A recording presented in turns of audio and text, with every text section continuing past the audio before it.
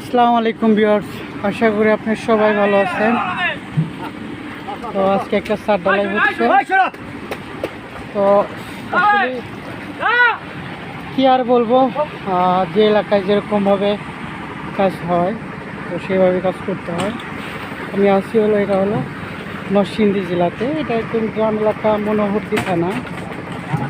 তো এইখানে যেভাবে ঢালাই হচ্ছে, তো আসলে এরকম কতটুকু ঠিক হচ্ছে এটা আপনারা একটু কমেন্ট করে জানাবেন যে এই জায়গাটা আসলে কতটুকু যুক্তিসম্মত,